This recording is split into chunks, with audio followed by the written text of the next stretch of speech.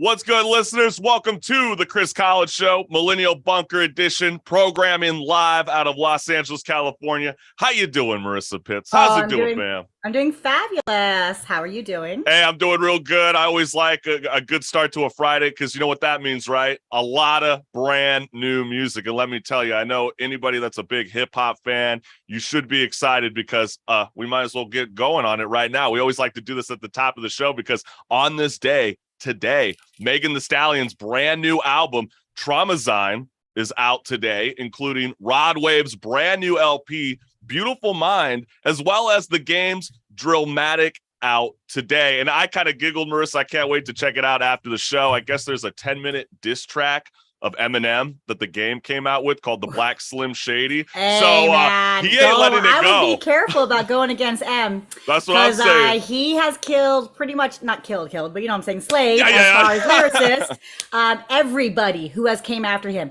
Everybody. But it's just amazing that the game cannot get Eminem out of his head. Well, and the game isn't that much of a lyricist, like on the DL.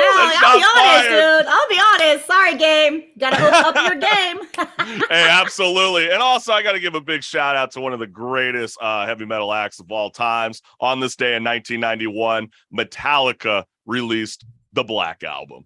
And we got a great show for everybody that's tuning in live on YouTube because our guest returning on Strike a Chord is Omar Feliciano. You might know him as the founder and vocalist of The Phoenix Within, but he's not coming in to talk about The Phoenix Within. He's actually got his debut solo LP, The House of Aragon, and we're going to be discussing all of his latest singles and so much more. So stick around for that at the halfway mark. And also, don't forget to check out our Off the Fret music podcast, more music talk, featuring Los Angeles pop rock band Animal Sun as we discuss their sophomore LP, Generation Waiting, out now on all audio streaming services. And Marissa, I guess it's time to rock and roll.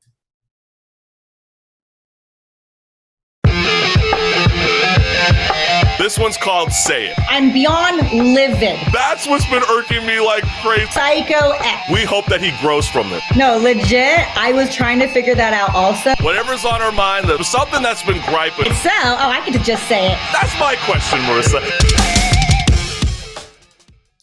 Dude, Jody Molly's the best. I mean, do I really even have to explain myself? I mean, the video says it for itself. Whatever is on my mind, including my co-host, Marissa Pitts, we just gripe, we bitch, we complain, maybe we celebrate.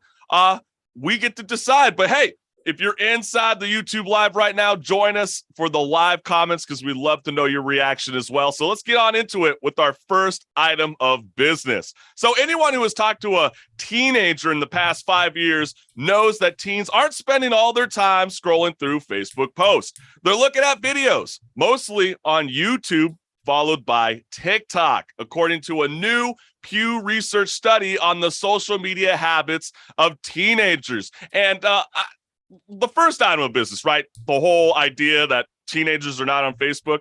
I think we've kind of dispelled that over the years on the Chris College Show, Millennial Talk Show, Marissa. I mean, we always kind of joke that, you know, Facebook's like a never-ending yearbook. I mean, it's definitely overtaken by baby boomers who want to bring in their political nonsense. It's only shown even more, especially since, you know, 3 months from now, we got the midterm elections. And I don't think anybody really cares to see any of those political memes right now. I think everybody's a little bit exhausted about it. I don't know about how you feel, Marissa. No, I'm pretty exhausted. I mean, I keep up on the news. I keep up politically. I'm interested to see what happens coming up. A lot of political stuff happening. So I'm interested, but it is meme-wise and stuff. My family, like, I know your point of view already. Can we just we just shelve it? Can we just shelve it for right now? You know, as sad as I hate to say this, but just save it for Christmas. If you want to be that kind of person that bitches to your family members at the table, I legit have unfollowed. Save it for Christmas. No, I've unfollowed most of my family. Like, and I love you, family, but sometimes you kill me, fam. Sometimes. But you know, this was actually a really great study. You know, a lot of this shouldn't surprise anybody, but they said most teens, 95% of them, say that they have access to a smartphone. And with that access to a smartphone, they say they are almost half of them are almost constantly using the internet all the time. And when you're at the age of 17 and up, they say it's definitely dominated by the world of YouTube. So YouTube's not going away anytime soon, but there was a 95% uptick when it comes to 13 to 17-year-olds on TikTok, which has been kind of the center of controversy because, you know, TikTok does understand that it has such a youthful audience, but then again, it kind of shares some very cringy videos that have, you know, made people do crazy challenges that end up killing young kids. There's other nudity all over it. There's just like stuff that is not being censored by those social media platforms. And this is just the facts. People are on TikTok today. And this was also kind of crazy, Marissa. While about a third of teens think that they're on social media too much, more than half of them say that they're using it the right amount of time. So it's pretty funny. But let's jump on into this. And the reason I'm bringing this up, this is a topic that we had last week with the amazing rapper EC Maine talking about Bruce Springsteen and Ticketmaster. But you know what? I get to spill the beans right now because we just recorded a brand new Off the Fret, more music talk with our next guest, and that is emo rock act Anson. And we get to be talking with him about his most recent LP. And I guess, you know, he would like for me to say this, but he's in the studio right now and he's working on that second LP. And the reason I'm bringing this conversation up because this was one of the talking points that I had with them. And unfortunately, I didn't have my co-host Marissa pitch. I know, I can't wait to hear it though. So I was at I want to have this conversation with you right now. So let's go ahead and let me set the tone for everybody that's tuning in right now. So Ticketmaster and Bruce Springsteen have been making headlines this summer because the average price for a popular concert has more than tripled since the mid-90s, vastly outpacing inflation, and that's before the resale market. So a family of 5 who wants to go to Disneyland have to pay an arm and a leg, and now you won't have the opportunity to go see some of your favorite rock acts or hip hop or country or whatever the style of genre that you love to enjoy. And do you believe that this will impact up and coming artists, Marissa? Because I truly believe it will. Oh yeah. And I think what frustrates me so much is so many of these bands came from nothing, right? And the fans gave them their money, their mansions, their cars, their lifestyle, right? I mean, they gave us beautiful music, but really us buying the albums and being a fan got them there. And then all they do is turn around and make it so that the average person can't afford to see them live, which is all about music. Like I like seeing YouTube, that's fine. I like having the album, but I want to being live in the experience and feeling the energy and electricity and seeing the singers and guitarists and they're sweating and like being in the room, like it feels like I'm in the band, right? Because I don't play instruments, right? And it's just like when it gets so unaffordable, even punk rock tickets now, I paid $50. I can't even understand how you paid $50 to see a punk band. Well, that's what I was joking with Anson. I was joking with Anson that it used to feel like just to be able to go to a club show, you should be able to purchase a movie ticket and an extra large popcorn for the price of jumping into a club show. But it really, this is more tackling the amphitheaters,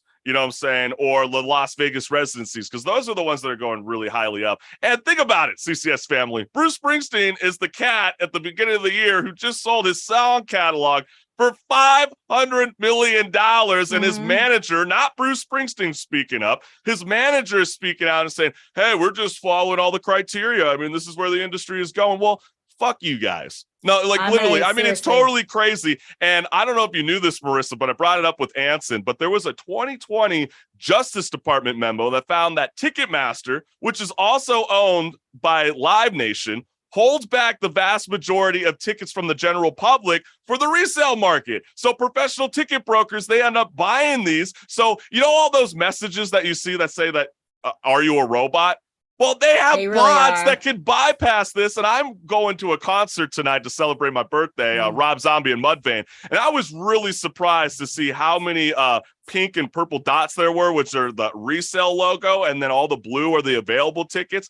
You literally go 7 rows down, Marissa, and those tickets are 3 times to 5 times the price. When originally that used to be by sections. I know. And Bauhaus, I just bought Bauhaus tickets, $125 before all the little fees per ticket in a section that isn't even that good, 125 piece because of the resale. Because of the resale, not because of anything else. And by the way, happy early birthday, because it's tomorrow. Appreciate it. Happy early birthday. You know, we're going to be celebrating hard tonight and obviously tomorrow, but it just totally pisses me off. And I know that I'm running out of time, but I think in answer to your question, Yes. Yes, this is one of the few times that I do think the government should step in on Ticketmaster Yeah. and those type of places, because it really is gouging. It's illegal. They are purposely gouging the audience, and they don't need to do it. The only way to stop it is if there's a law against it, unfortunately. Absolutely. And I think a lot of bands should take the practice, at least top tier artists should take the practice like Pearl Jam did, where they created an environment where you could resell your ticket if you can't show up without a profit. And that's the way it should go, fam. But stick around. We got the week's wrap coming up right now.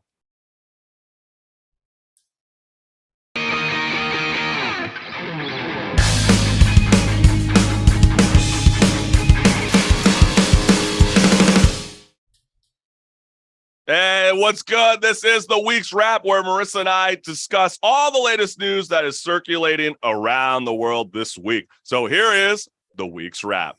Stranger Things star Millie Bobby Brown has shed some light on her past alleged relationship with TikToker Hunter Echo. Millie was 16 when she and Hunter, then 20, was rumored to be dating after a series of photos online revealed the pair embracing and kissing each other. Given that the legal age of consent in California, where Hunter is reportedly based, is 18, Hunter Echo recently went live on Instagram and maintained that he had, quote, nothing to apologize for, and claimed that he groomed Millie in response to viewers' criticism. So Millie Bobby Brown spoke out to Allure magazine, and she was speaking about the relationship. She didn't name Hunter Echo by name, but we all know who she's discussing. And she said she felt powerless after being publicly humiliated by this TikToker, before revealing that she spent the past year healing. And she also goes on to say that she has zero social media presence.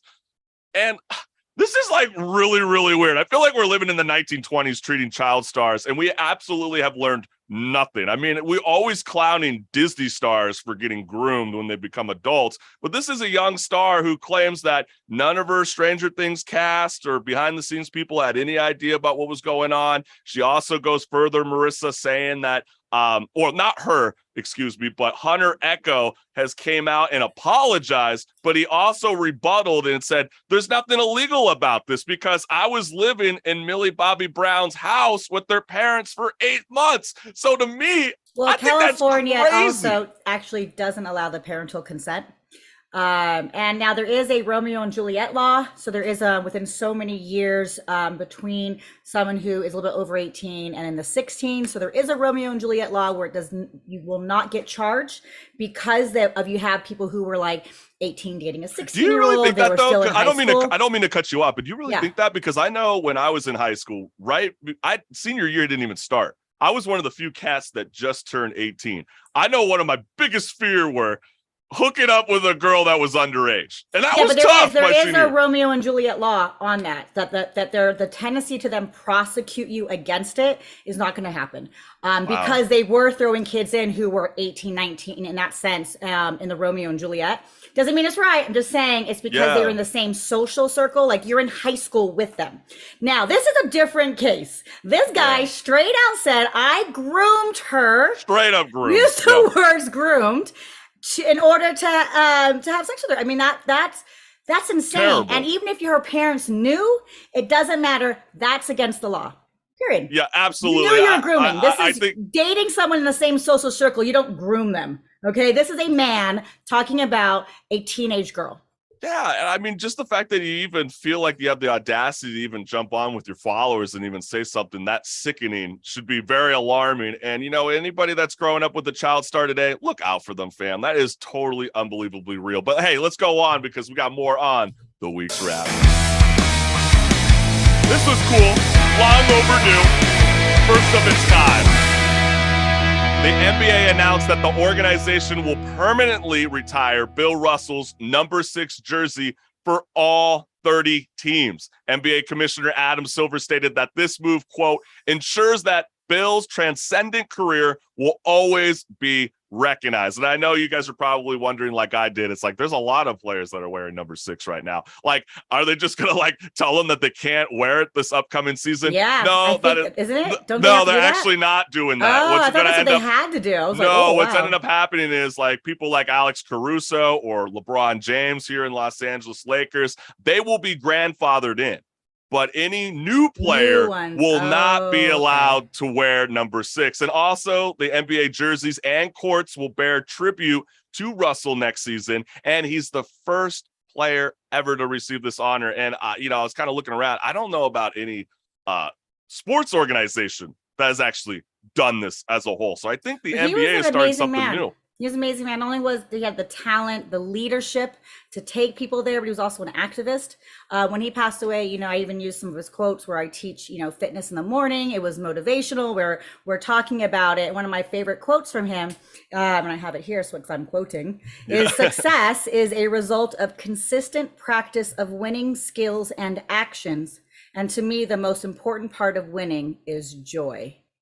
And I think that to me is beautiful. It's the journey, yeah. And I do have to kind of make a joke about this, Marissa, because I used to always kind of tease teams that were like constantly retiring numbers. And I'm like, oh my God, what's going to happen now? Are we going to have like 3 digits and be like Russell Westbrook, 007? Like, what's going to happen next? Are we going to start using like Greek numbers? Like the alphabet, you're going to have the alphabet A01. Yeah, right, exactly. And then we're going to sound like another child of Elon Musk. That's going to be on the court. Touche. That was good. But we do want to recognize one of the all-time greats. He was the longtime Boston Celtics center who won 11 NBA titles, 2 NCAA championships, and is a gold medal winner with the U.S. men's basketball team in the 1956 Olympics. So Bill Russell,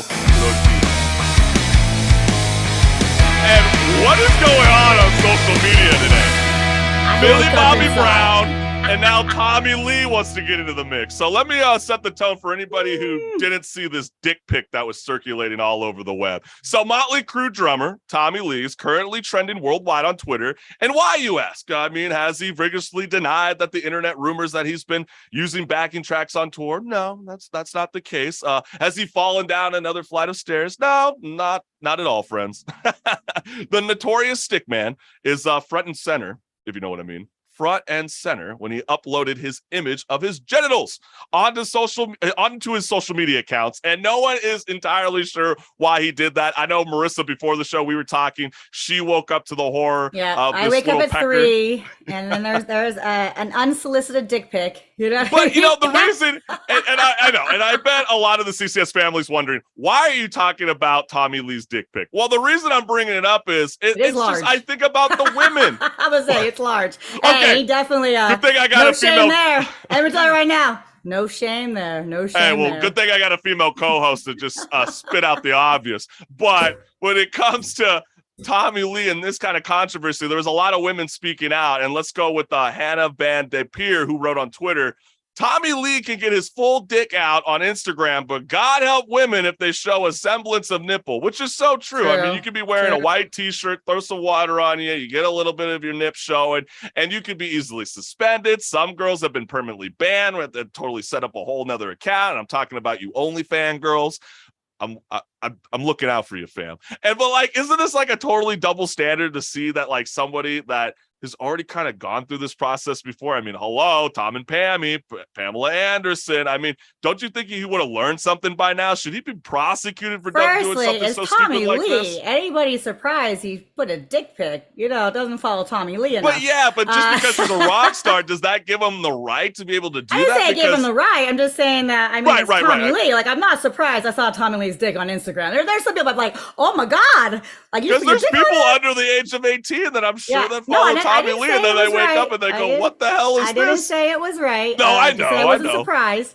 Do I think he'd be prosecuted for? Absolutely not. I'm so for the human body. I really am. Now, does it mean that maybe he should have gotten that ban, that 30-day ban, that week ban for doing it? Yes, because that's what women get.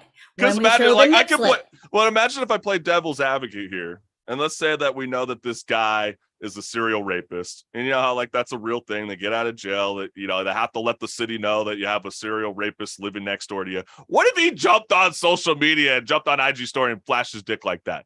then he would be prosecuted. But why does Tommy Lee get a hall pass? But also, I mean, Tommy Lee's not a serial rapist, so when I know, you but I'm compare just saying. apples to oranges, like it's a weird comparison. Because you would think that Instagram would have jumped on it right away. If you're a serial rapist, also, you do have probation. There are terms to your probation. You can't go around and literally put your penis out there because you're on probation, right? And it's not revenge porn, I guess you could say. Now, revenge porn is wrong. I mean, that should be prosecuted. Do I think he should be prosecuted because he put his dick on there?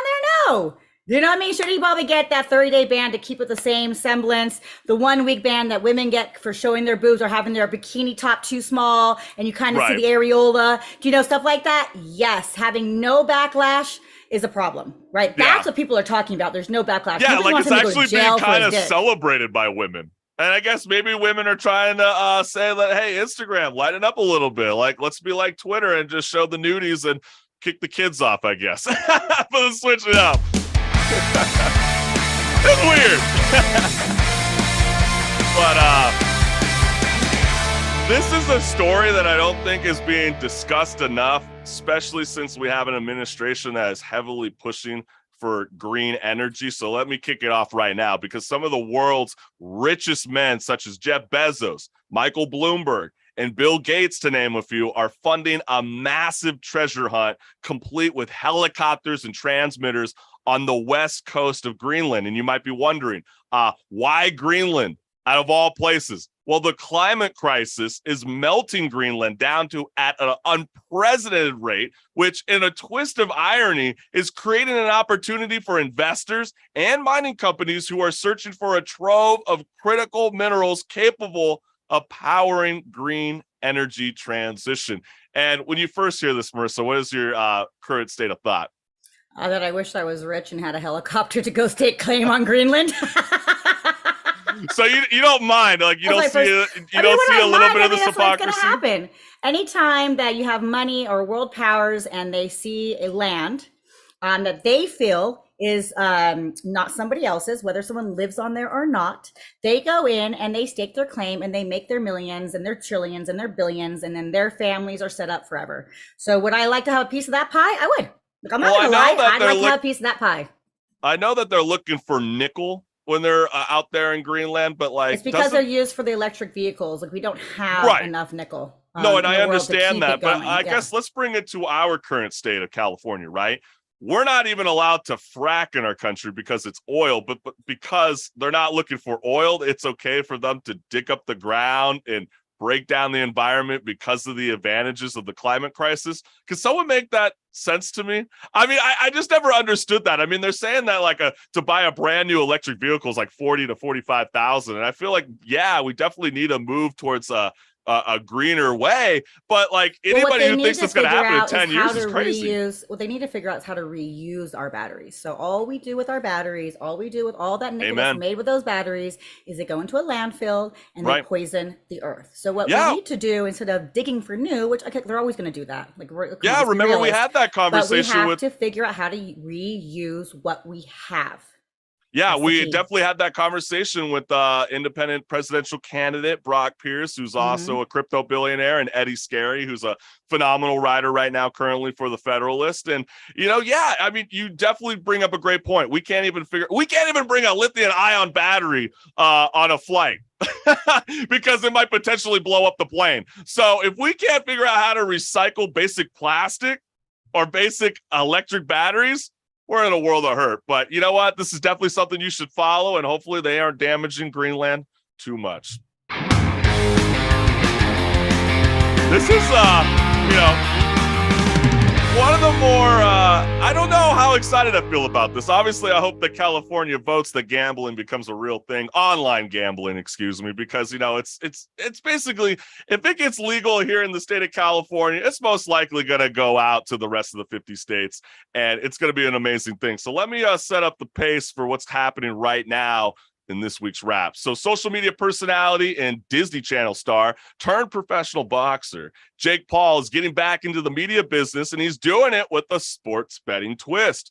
Paul and business partner Joey Levy have raised $50 million to launch a new media and micro betting company called Better. BETR, with plans to develop sports media property and eventually build out a sports betting business built around the so-called micro bets. And you might be wondering, what in the freaking world is a micro bet? Let me tell you. So instead of betting on the outcome of a game, think betting on the outcome of the next pitch or the next play. And do you see this working out? Because I know when I was thinking about this, Marissa, I was thinking about the MLB season that's currently happening right now. They just recently introduced technology where the catcher and the pitcher can actually do signal calling with a little device. And could you imagine if you're sitting at the game on the Better app and you're hacking into that guy's system where you know what the pitch is going to be before he even slings it? Do you see this being a problem, or do you see people actually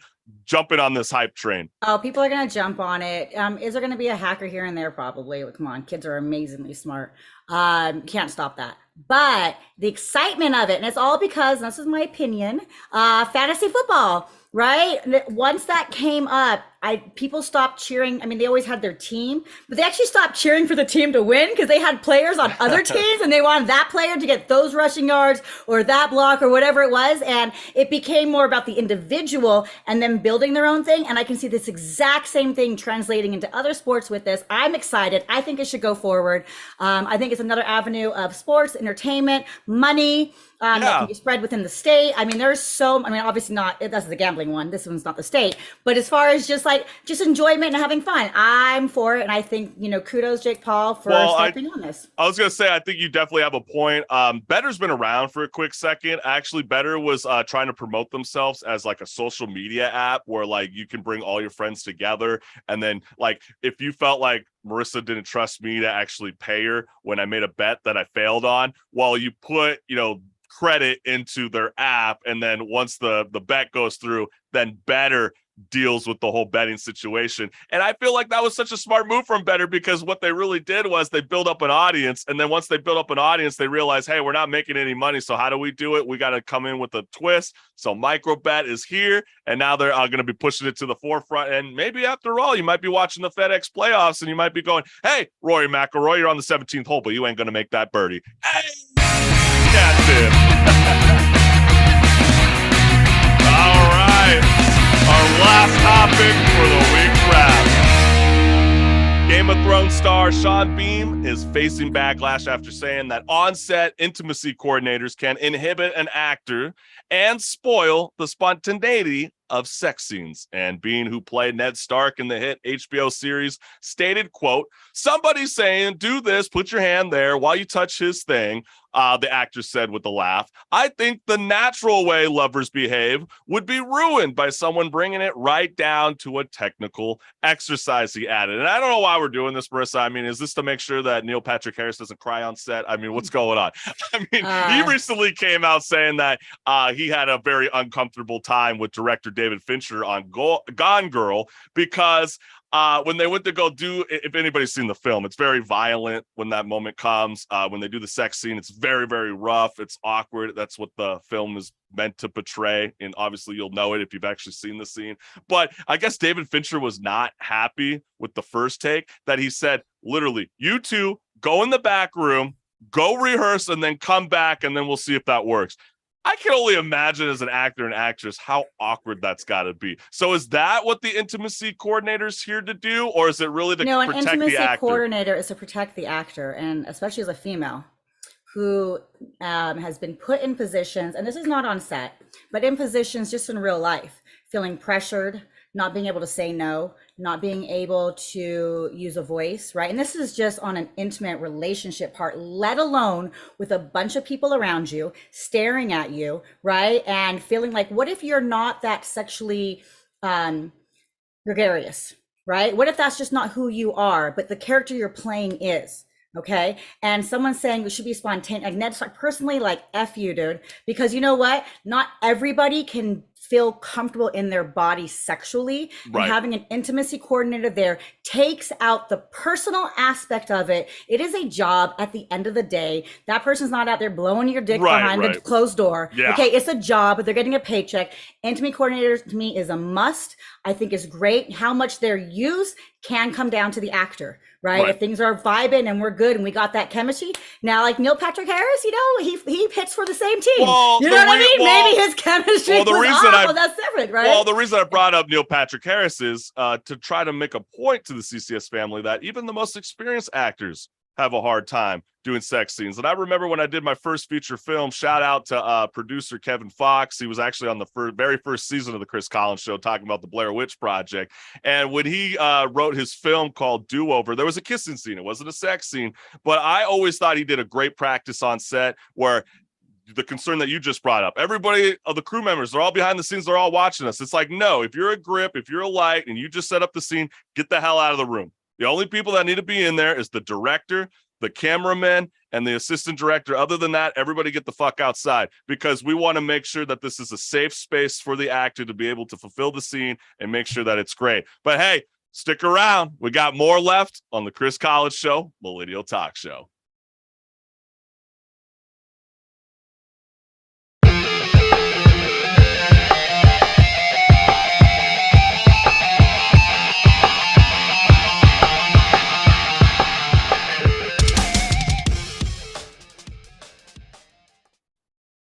What's good, listeners? Returning on Strike a Chord from Queens, New York is Omar Feliciano. You might know him as the founder and vocalist of The Phoenix Within, but he is here to not discuss The Phoenix Within. We're going to be discussing his debut solo LP, House of Aragon, live on the Chris Collins Show, Millennial Talk Show. And before we even jump in with Omar, I want to remind the listening audience that we got a brand new Off the Fret, More Music Talk podcast featuring Animal Sun, out now wherever you listen to podcasts or on YouTube. And Omar Feliciano, how you doing, my man? You're muted. Oh, we got to get your audio up, my friend. Let me hear those vocals. Let me hear them. Come on. Oh, no. Oh, no. We got you, baby. Oh, look at that little clean dome over there. Liking it. Hey. Yeah, not too many people can pull off a bald look. And I know that there's a lot of filters on Instagram that want to see me in a bald look, but I'll leave it to Omar to rep it for all of us here today. But let's get it started, baby. Like, I know the debut solo LP is titled House of Aragon. So explain yourself. Like, what's the meaning to this? Are you a big Game of Thrones fan? Like, what the hell's going on? So actually, Aragon is my mother's maiden name. Oh, and, okay. Yeah. So we have this expression. It's in Spanish. It's like una promesa de niño. It's a child's promise. So when I was a little kid, I had promised my mom I would buy her a house and it'd be huge, and we'd have bedrooms for all the pets and my science stuff and my siblings. Far away somewhere. Yeah.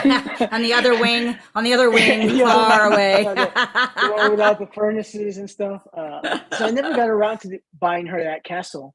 So you said, hey, I might as well give you a tribute and name you after my very first solo debut LP. I think that's actually pretty special. And how long have you been working on this new LP? So this actually, dude, it's been like 3 years in the making, probably. So it started with a few songs that Nick, the bassist from The Phoenix Within, when him and I were working together initially, we had some songs and, they were acoustic. And then when his other brothers joined the band, I just let him go. We just put him on the back burner and start writing new stuff. And then more recently, we just had a lot of time. So while we're working on new material with The Phoenix Within, I said, let me dive back in here. And I pulled it back in, But at what point, Omar, did you know that it might be time to release a solo project? It was a few things. So my girlfriend, she has this little, she had this little dog. Her name was Punky, and she had her for 17 years. So she's a very senior dog, and it passed. And when something just turned on, and so I started writing. I had to write a song. I had this whole weird week of dreams. I was so totally demolished by that, So I started writing songs, and the first one that came out was a song called "Good Grief," and it's basically just it's a song about pain and just getting through that. At the same time, I had another friend who had lost his father, and a song came out of that as well. It's just a lot of loss during that week. And the song was called Family Anchor, and they just talked. In his case, he lost his father, and he looked a lot like his father. So the lyrics just came out from there. And I definitely know we're gonna be playing Family Anchor at one point, but I know the track that we'll be playing first is Mama Calls. But I do want to emphasize that I know that you're talking a lot about grief right now, but the majority of the album's very intimate. I mean, you're talking about systematic racism. I mean, you're looking back on U.S. history. I mean, you're talking about the prison system, human rights, and etc. And we all know you as that kick-ass frontman and founder of the Phoenix Within. But how would you describe your music to fans who are about to hear your solo project for the first time? I tell them all the same thing: sit the fuck down. Sit the fuck down and be open-minded. That is hilarious. And I know Marissa was kind of talking to me behind the scenes. Why don't you ask that question, Marissa? Because I thought it was a good one. I think listen to your album, and I really enjoyed it. And I think it's because you write and sing for Phoenix Within so much. To me, it sounded so much more. It still sounded like the Phoenix Within. Like if you had plugged the Phoenix Within in, like the band members in, right? This could have been another Phoenix Within album, right? Yes. And I think one of the differences that I saw on it was the intimacy factor was much more you with your solo versus the Phoenix Within had more of a rock output. Yes. Is that what people, the listeners are was that your intention? To have it be more intimate, more Omar and less about the band Phoenix Within? Or what was your intention with this solo album? I wanted it to be my take, my personal take on artistic aspect of being human. Mm-hmm. And that encompasses everything. That encompasses my culture, where I was born, where I was raised, where I came from, what I see. Songs like Mama Calls that, they got triggered from watching a TED Talk on somebody talking about the prison system and me thinking back, shit, my sister went through this. I'm going to write about it. And it just snowballed. And what did your sister go through? I'm going to write it. Well, in my case, in our family's case, my sister, she went through a tough patch where she was going in and out with juvie, and then, as an adult, she, went to jail. And my own mother had to go through this whole thing where she had to call in to this third-party service where you're paying like I think at that time it was like $9 maybe a minute. A minute. Wow. I was in jail. It's a minute. Just to speak to somebody. And, she's the youngest. She was the youngest child. And, we're human. Everybody does whatever they do. Yeah. It's life, bro. It's life. But in principle, the system is there to re-educate you, to make you better and let you out, right? And you'll be a better member of society, yada, yada, yada, yada. And I think that's a great segue because actually the first song that we're about to play right now is called Mama Calls. And I want to give you a huge shout out again because I didn't recognize this immediately, but my artistic director, Jody Mahler, did. And he goes, oh my gosh, that instrumental track that Omar helped us out with the Chris Collins show for our live countdown video is actually Mama Calls. And who would have thought? And I was like, holy shit, it really is. Yeah, so let's show the listening audience what's good. Let's play that track right now, Marissa. So when you're ready, let's showcase the music video, Mama Calls, live on the Chris Collins Show, Millennial Talk Show.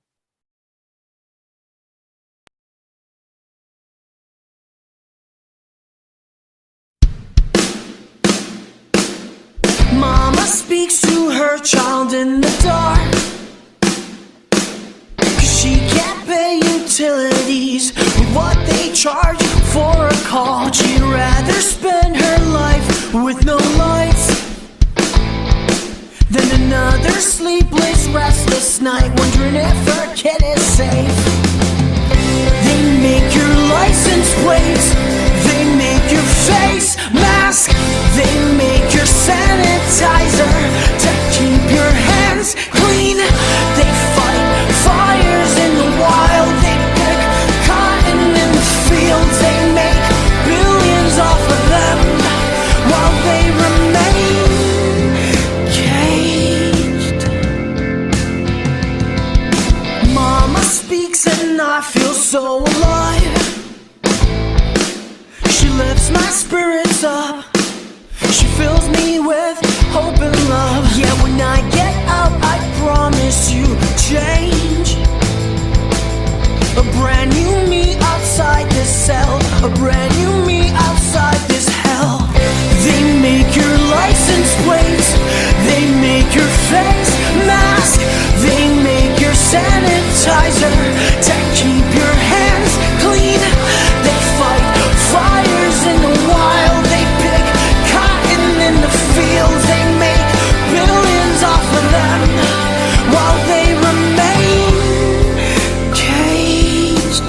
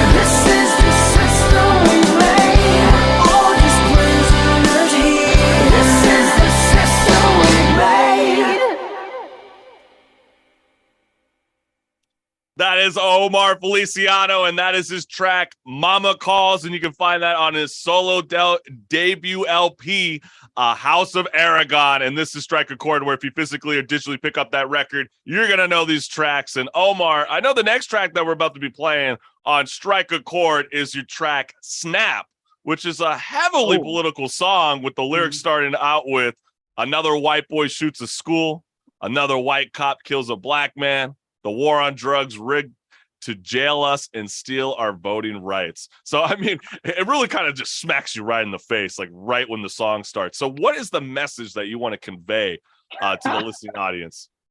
You know, dude, I always, I'm a big fan of hip hop, R&B, you know, and the thing I love about hip hop and rap is that there's no fucking pussyfooting. There's no, you just fucking say what you want.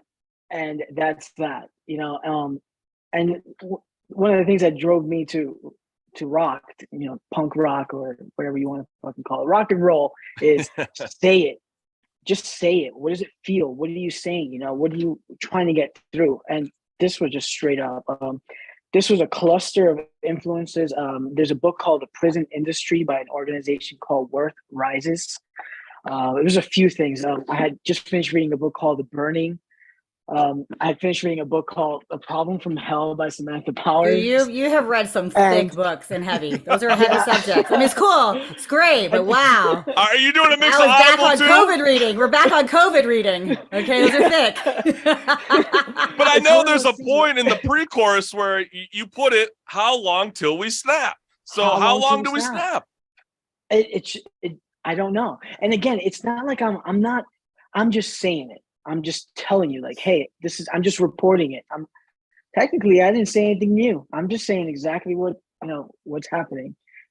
There's technically no stance. I'm just asking a question. The song is there just to pose a question. If all that stuff is happening, how long till the individual snaps? Absolutely, Omar. And I know the midterm elections are coming up in the next couple of months. And what's at stake that's important to you this upcoming election? Is that the moment where we should all snap and get out to vote, or is it beyond the voting? We gotta vote. We gotta be, just do what's right. Just do what's right. That's all. And do you believe millennials will be the generation that stops becoming the punching bag to injustice, or are we just kind of allowing it to continue? Well, there's another song on the album called History Repeaters. Yeah. And, it's kind of sad, I think that, the human race as a whole just has a lot to embrace, has a long way to go, bro. We are having conversations on shit that books should have been left in the 60s or have been made every year. Yeah. Well, what do you say? What do you say? In the 60s and 70s. So what do you say to the millennials who are disenfranchised with voting? I mean, it's like I vote, but I'm disenfranchised. That's a great question. I personally believe I have more of a say in my local politics than on our federal level. There are times I feel like my vote is a waste, that it doesn't matter what I vote. Right. And I vote, and I literally feel like my vote means nothing. Well, it's like that classic. So what do you say to someone like, who doesn't vote and feels that way? Like, what do you say to that millennial to get them to go out and make that change? Honestly, it's almost like it doesn't matter what you say. It's as scary as that sounds. It doesn't matter. It has to do with education. It has to do with you learning that things take time, and eventually things have to change. Yeah, and you talk about education because you're and you're educated, Omar, and you talk about it. But then what about when our education costs $100,000, $50,000, and you're not getting out of the classroom with that, right? So when do we stop that? When does that fallacy happen, right? Because I'm with you. Education is huge. Yeah. I believe in education. I got my MFA, I think I got the quick answer. I think I got the quick answer to it. I mean, we all love the late great George Carlin, but I think literally people are taking his stand-up a little too literal. Where like your vote doesn't matter, and that's why I don't vote. I literally feel like there's a millennial and Gen Z audience that just feels like these politicians, this president, maybe the past president, they don't relate to me. And anytime I vote, I probably am not going to get anything that I want to answer. We need better candidates. Better candidates, period. It's terrifying, yeah. So I think the point. We need education, go for it, Omar. And everything starts with grassroots. Everything starts from somewhere. You know what I mean? But I think it matters. Like, dude, I've been playing these songs live. I released this album just last week. Yeah. And I've been on the road, just going out there, playing 5 songs max, because I don't know what people can tolerate. I don't know how long it'll be till they're like, get the fuck off the stage. And I'm like, bring it, bitch. That's a terrible feeling to have. But it's because they're so heavy. Because they're heavy topics. And, I want to do some justice for you, though, Omar, because, I want to be able to play this track in full. So you're about to hear a song that is off of the album House of Aragon. This track's called Snap, live on the Chris College Show, Millennial Talk Show. Another white boy shoots a school. Another white cop kills a black man. The war on drugs rigged to jail us and steal our voting rights. Your prison's a business. When racists and bigots transcribe your laws, that translates to state we the people are in us. But I'll stay real calm with this gun to my face. How do we snap? How do we snap? How do we snap?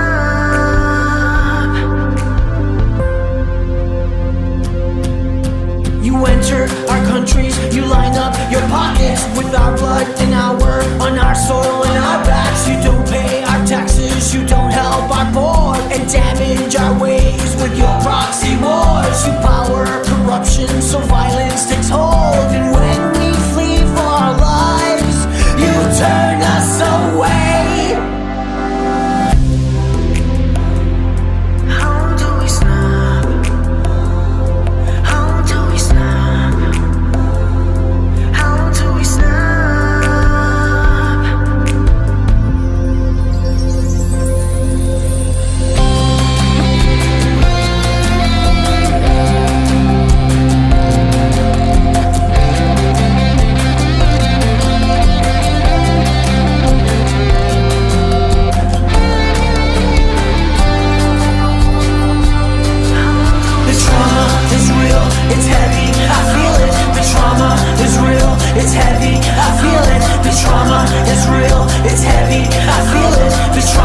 is real, it's heavy, I feel it. Yeah, that's what's good. That is Snap, and that is from Omar Feliciano. You can check that out on his brand new solo debut LP, House of Aragon. And I can't let you slide with that last comment you said before we played Snap, but what do you mean by saying you got a 5-song list and you feel fearful to even play these songs? What, because you feel like a young audience is going to get triggered by the music you're playing? Well, I just don't know how people will take it. It's just that straight up. Well, obviously you're only like a couple weeks out, but like from the first couple of shows, you feel like people are kind of turning their heads. I had resistance. I'll tell you this much. I'll put it like this. I literally had people tell me, "Don't play those songs. Don't play this, dude." Why? Because it doesn't fit their political agenda. I mean, I don't understand that. I mean, you are a musician. The punk rocker and the artist in me is like, go fuck yourself. Exactly. Yeah, I think they're tying you do exactly what I'm gonna do, and that's that. This is the form. This is the art. Because the song that we're about to play is Family Anchor, and you play that song, and you're like, hey, bro, that's pulling on my heartstrings a little bit too much. That one is fine, but songs like History Repeaters, right? Songs like Snap, where in the first couple of phrases, I'm not using any figurative language. I'm not trying to paint it. It's just, this is the fact. This is the song.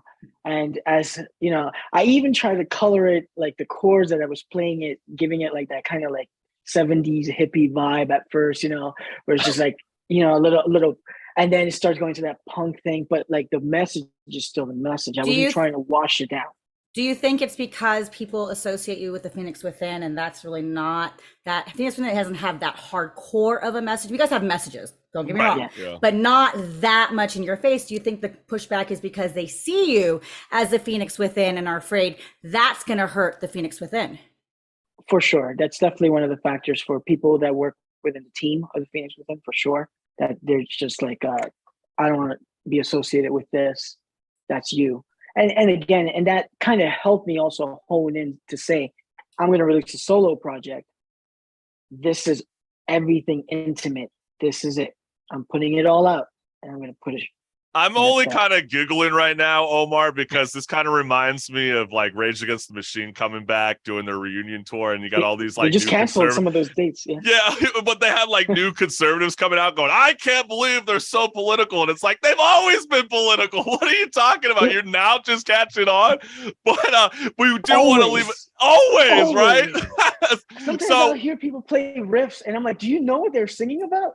Like, did you even pay attention? Never. Don't get me started. I know, right? So, but hey, let's indulge the listening audience right now. I love this song. It really pulls at your heart. It's a beautiful track about someone who has lost somebody that you truly love. And let's let the music speak for itself. This is Omar Feliciano, and this is his track, Family Anchor, live on Strike a Chord.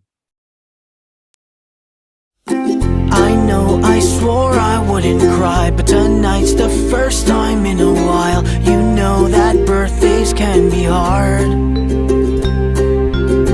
I make 2 drinks but pour one out. I say your name and without doubt I feel your love all around.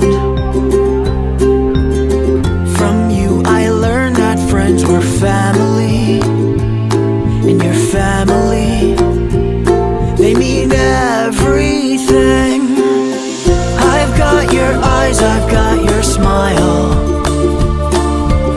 So they say they see your face in mine. I gotta say that fills my whole heart with pride, 'cause you were better than I. You were so generous and kind, so quick to give your peace of mind. Our family anchor's sadly gone. Now I'd give anything to hug and tell you that I love you. I will miss you always. I've got your eyes, I've got your smile. So they say they see your face in mine. I gotta say that feels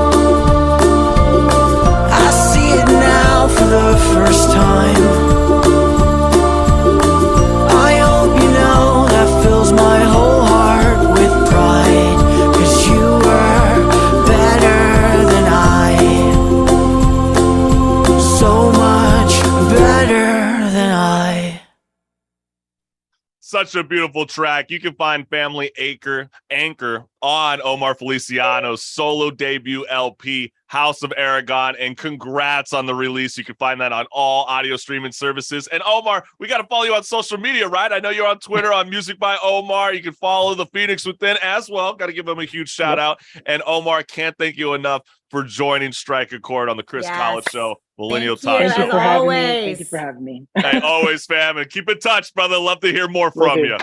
All right. Bye, guys. Peace. Be safe, guys. Always. Appreciate it, brother.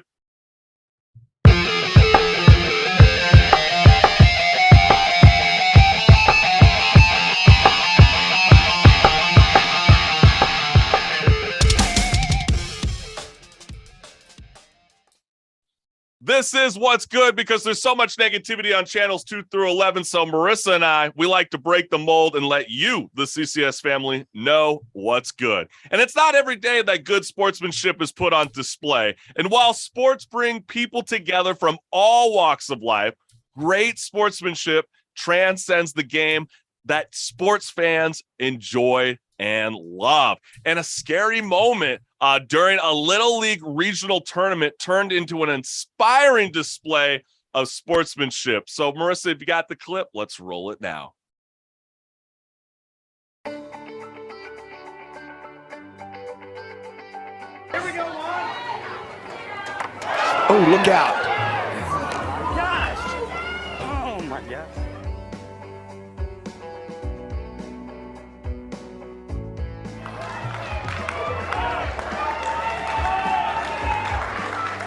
So this is really cool because as a pitcher, Bubs looks shaken up right now because of what he did. And look at Zay Jarvis. This is such great sportsmanship.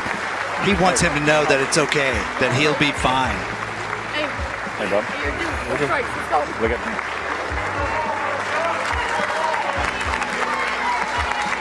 What a stud right there. Zay Jarvis.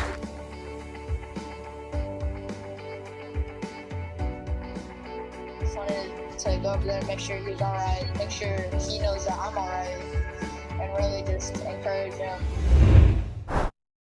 It's a beautiful thing to see. I mean, gosh, especially since we got a lot of grown-ass men, that are like running out of the bullpen, starting fights over something so silly. I mean, we all even saw, peanuts being thrown a couple months ago during the MLB event. So, I mean, to see that these little kids are raised by amazing parents and, to see that, obviously Bub being shooken up and Jarvis coming in, they live in two completely different states. And to see that this kid totally understands what that pitcher is relating to, I think is a really special moment. And that's a big highlighter going into the week, I must say.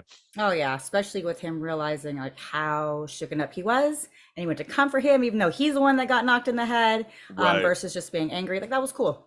Yeah, really, trust really me. cool. I mean, they're not like some of these dirty ass grown men that, purposely try to hit people in the head. I mean, that was definitely a serious case. And that's the whole point is when you're a grown MLB player, you've learned control. I mean, this is a kid. It's so he true. hasn't learned Right. full control. So when you see an MLB player pitch and hit somebody, there's a reason why those players get pissed right? Because they have full control, 100+ miles per hour, zero room for error. Zero. Ain't that the truth, Marissa? And I know that there are a lot of highlights and sports moments each day, but this act of sportsmanship might be the best thing that happened all year. And it's also a reminder that sports go beyond the competitive nature and can create a space for people to come together and embrace life. And that's why I love sports and music so much. And, we want to give another huge shout out again to the founder and frontman of the Phoenix Within. That is Omar Feliciano. Go ahead and check out his solo debut LP, House of Aragon, out now wherever you listen to music. And, you guys are just going to have to wait until next week to know who next week's guest is, because, right now, I'm going to start getting ready for the birthday celebration because my birthday's tomorrow.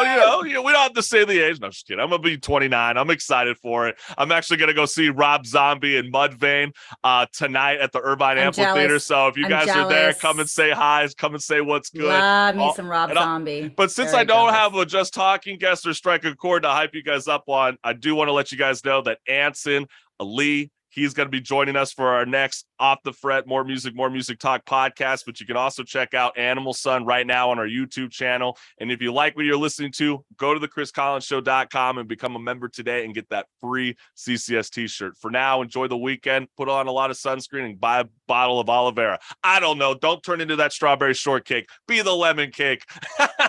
See you next week, fam. Peace.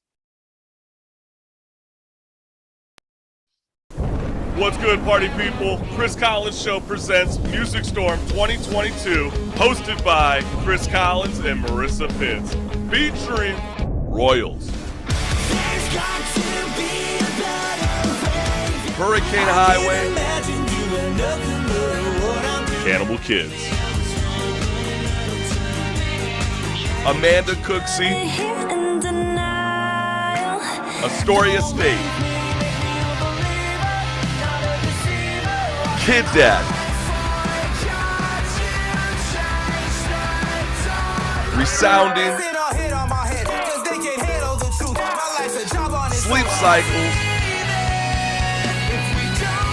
Avenues, Freckles,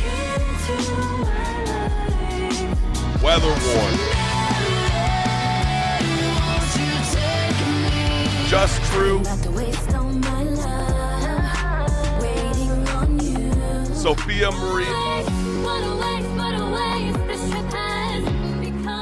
Music Storm 2022, available on YouTube or wherever you listen to podcasts. Peace. Our brand new podcast, Off the Fret. I love it. It's more time to chat. Hello. You would look so jazzy. I love your outfit. How far would you go to start playing live music again? This slaps harder than my ex when she got her stimulus check. So, are you here to bring the sexual healing with your music? Everything is everything, and I guarantee you're going to hear this song in the future. I love the flow, man. Politically charged album. So if you get easily offended, this might not be the album for you. Brand new podcast, Off the Fret. So excited. Has Kim Kardashian accidentally sent you a coochie shot? Do you want to stay there? It's completely your choice. Or you want to... I feel you. And you know what? I love it. Off the Fret. More music talk. Peace.